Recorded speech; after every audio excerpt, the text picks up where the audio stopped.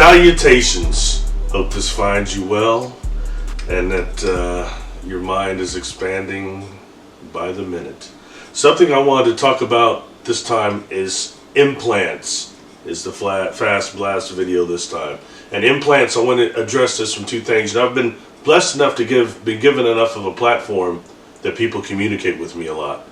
And some of what I get is very interesting, so I want to talk about the original implants, like the ones that were gotten by Dr. Lear, Roger Lear, and then also the implants that what I'm hearing about actually that Big Brother humans are putting in people, and what some of these corporations are doing, these advanced corporations. It's really a trip.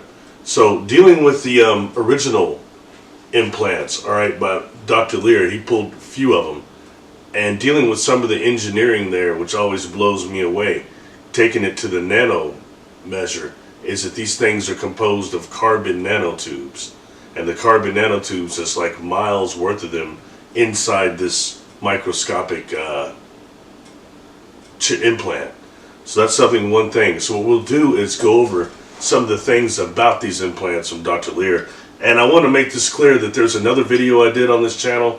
If you go under playlist and go under UFO technologies, this one would be about Morgellons, implants, and chemtrails. So I talk about each one of those in that video. But this will be some information that's from there, but I want to maybe iterate it a little bit more than I did there. All right, and this would be the implants from Dr. Lear. All right, they found that they emit a GLF, a GH, and MH frequencies.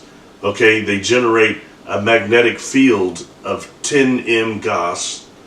They contain bundles of nanofibers and have carbon nanotubes. All right, they contain iridium, which is only found in meteorites. I find that very, very interesting. How do we get some iridium in there? The isotropic distributions deviate by 4%. Anything more than 1% deviation means it's of non-Earth origin. All right. Often these implants are connected to the contactee's nervous system. All right. They cause no inflammation or immunological response in the subject. So very few these people get these things in them and there's no response to it. Interesting too, what it is they use that must stop people from being allergic. Fascinating. They definitely affect the moods of the subject, and there's a noticeable mood change after their removal. They break apart upon removal. Exposure to oxygen tends to break them up as well, but they reassemble in blood serum, which is fascinating. They're made of ferromagnetic material. They're advanced enough for multiple functions. There's miles of carbon nanotubes in them, which I already mentioned. Something that I think I'll throw in, I'll start talking about the newer implants now, the ones like I had just heard about. And I put up a picture of something that's called the ultra-thin graphene metamaterial implant, all right, or chip. And it's very, very expensive, out of Australia, what I can find. So that chip there, okay, there's somebody that's been implanted with one of those. And when you start looking at really what that is, that type of graphene, this graphene metamaterial is very, very new, and it's also used a lot by the military for invisibility. That's cloaking technology. So the first question would be, I actually had pictures, I saw pictures of what would be that object removed that actually looks just the same as what I posted there, that I'll put a link up to the Science Journal. It's got that thing in there. All right, so that's just something that I think is to be aware of. So that means something.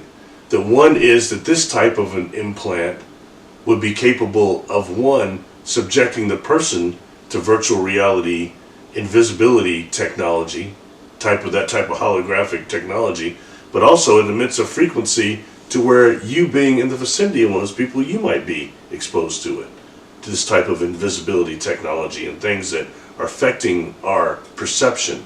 And this is very serious. If you go back to the last videos I did, well, I guess it's a couple videos ago now, I talked about what is the brain-computer interface and what they're called the sentient world simulation.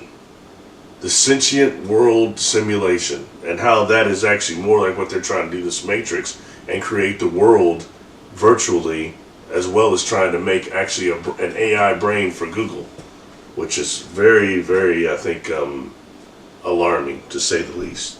So that's just, I think, really very worthy. And the question would be, yeah, I can't, because those pictures, or that situation, I think, has got a bunch of legal stuff that's going on with it right now, because these are targeted individuals.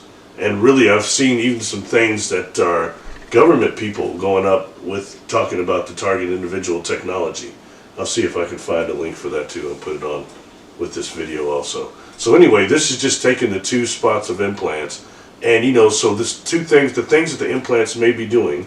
One is like the ones with Dr. Lear, they always thought that maybe they were tracking people, but also there were suspicions by like Dr. Carla Turner and others that actually they were making people more susceptible to virtual reality scenario technology, which may be very well true too.